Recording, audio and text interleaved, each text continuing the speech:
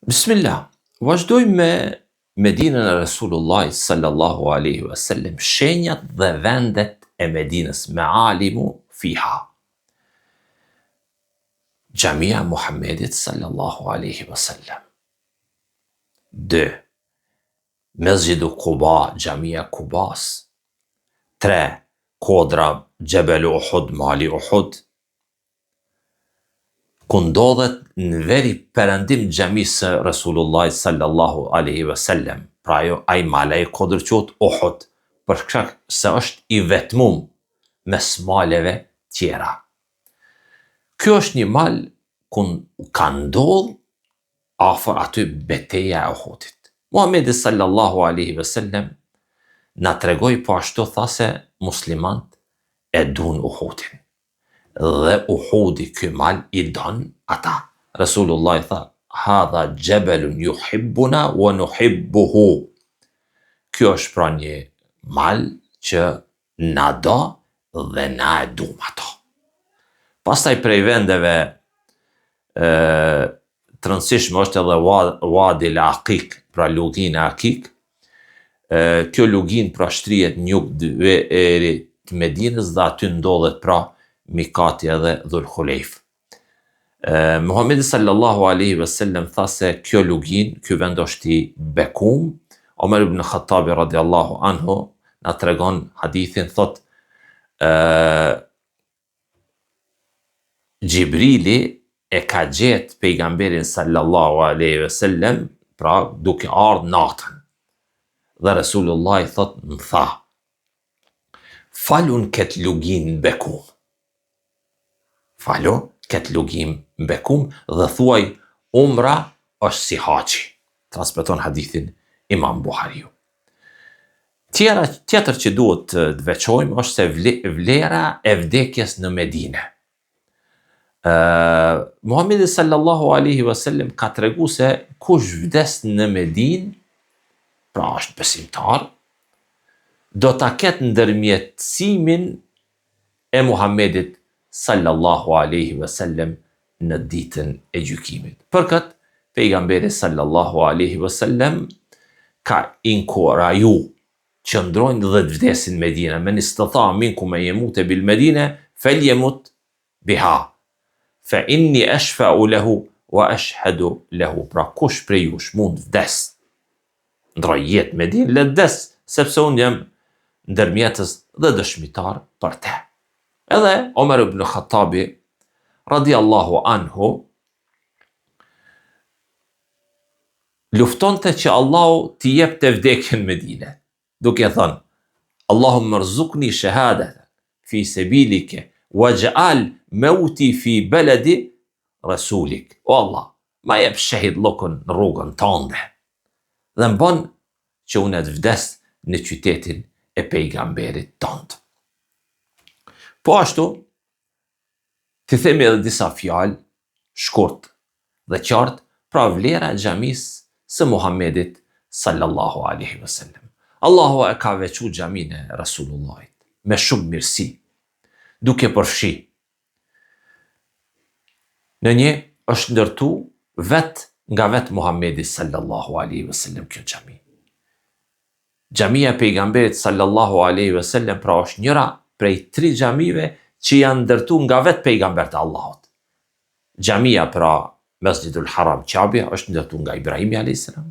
Xhamia e Resulullahit sallallahu alaihi wasallam është ndërtu nga Muhamedi sallallahu alaihi wasallam. Xhamia Aqsa thuhet se është ndërtu nga Ademi alayhis salam. Është xhamia e fundit e ndërtu nga një pejgamber i Allahut në sipërfaqen e tokës. Dhe Muhamedi sallallahu alaihi wasallam është pejgamberi i fundit. Kështu që xhamia e tij është xhamia e fundit e ndërtuar nga një pejgamber.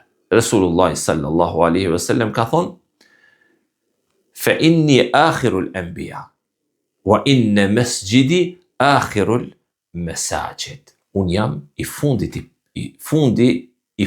i pejgamberve. Dhe xhamia ime është xhamia e fundit. Qëtër që ka duhet të kujtojmë dhe umregjia, vizitori i qytetit të Resulullah sallallahu alaihi wasallam, duhet ta ketë në konsiderat pasi që është këto, duhet namazit të kryj në xhaminë e Rasulullahit. Kryemja e namazit, falja e namazit aty është më e vlefshme. Namazin këtë xhami është më e mirë se sa 1000 namazin në një vend tjetër. Rasulullah sallallahu alaihi wasallam thot an as-salata fihi khairun min 1000 salatin. قال النبي صلى الله عليه وسلم صلاة في مسجد هذا خير من 1000 صلاة فيما سواه إلا المسجد الحرام. Pra namazin xhamin time është më mirë se sa 1000 namaze në çdo vend tjetër përveç se Ka'bës.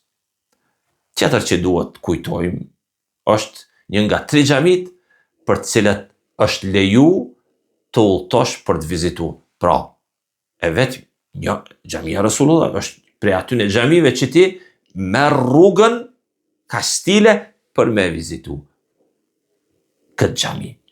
Pastaj brenda xhamisë është edhe rauda, kopshti pra i xhennetit, ku pejgamberi sallallahu alaihi wasallam tha se vendi midis shtëpisë ti dhe mimberit ma bejne bejti u mimberi raudatun min riyadil janna. Por rauda e kopshti i xhennetit është prej shtëpisë ti deri te mimberi, është një kopsht prej kopshteve të xhennetit. Rasulullah sallallahu alaihi wasallam tha raudaja pra është prej kopshteve të xhennetit. Andaj ti si vizitor kesh në konsiderat të mundohesh që ta vizitosh këtë vend dhe ta falesh ndonjë vakt ose 1-2 rekate të xhamisë apo të bësh dua e tjerë.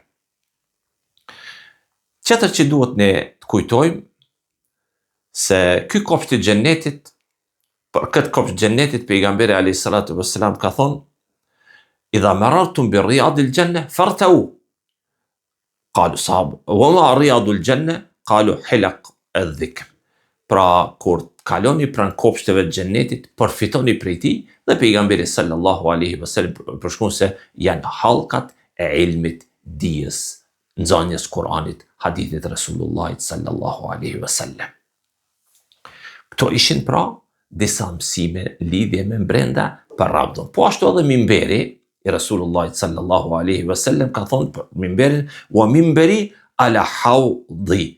Mimberi im është mbi hauzin tim në ditën e gjykimit. Kjo do të thotë se në ditën e kiametit mimberi do të vendoset mbi hauzin e tij.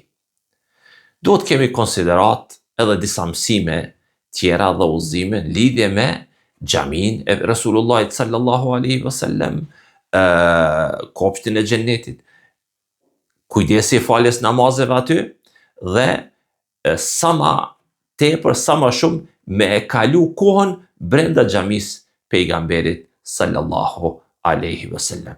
Mo për vizitorin, për umregjin që është në Medinë, nuk guzon asnjë vakt me ik pos faljet, namazet t'i boje brenda xhamisë. Këto ishin disa mësime, disa udhëzime. Lutë Allahut na falë dhe ta mëshiroj, na jep sinqeritet dhe ta bëj dashur xhaminë e Rasulullahit në zemrat tona dhe çdo xhami tjetër. Wassalamu alaikum.